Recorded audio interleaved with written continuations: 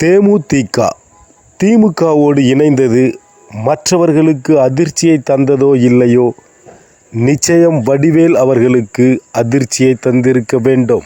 ஒரு கட்சியில் இருக்கும் பொழுது மற்ற கட்சியினரை மிகவும் தரக்குறைவாகவும் கேவலமாகவும் அருவருப்பாகவும் முகம் சுளிக்கும் வண்ணம் பேசக்கூடாது என்பதற்கு வைகை புயல் வடிவேல் அவர்களே இப்பொழுது உதாரணமாக காணப்படுகிறார். விஜயகாந்த் அவர்களின் தனிப்பட்ட வாழ்க்கையையும் தரக்குறைவாக பேசி, விஜயகாந்த் அவர்களுக்கா இந்த நிலைமை?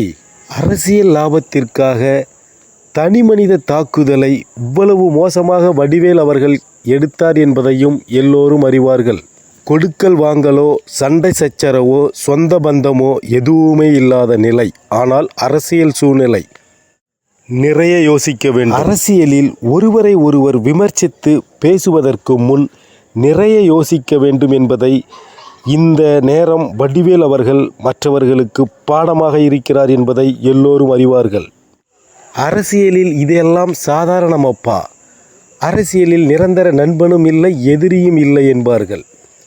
ஆனால் நாளை இரு கட்சிகளும் ஒன்றிணைந்து தேர்தல் பிரச்சாரங்களில் ஈடுபடும் பொழுது விஜயகாந்த் அவர்களின் துணைவியாரை வடிவேல் அவர்கள் எந்த முகத்தை வைத்துக்கொண்டு பார்ப்பார், பேசுவார்? இப்படிப்பட்ட சூழ்நிலையை மற்றவர்களும் உருவாக்கி கொள்ள வேண்டாம்.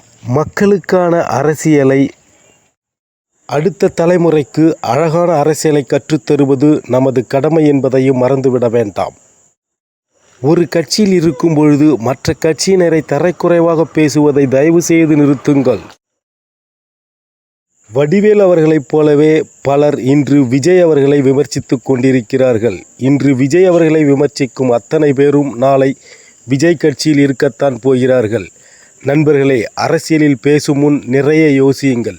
யோசித்து ஒவ்வொரு வார்த்தைகளையும் மேடையிலோ கச்சேரியிலோ பேச துவங்குங்கள். அரசியல் நாகரிகம் என்பது மிக அவசியமான ஒன்று. அழகான அரசியலை அடுத்த தலைமுறைக்கு தாரை வார்த்து தருவது நமது கடமை என்பதை உணருவோம்.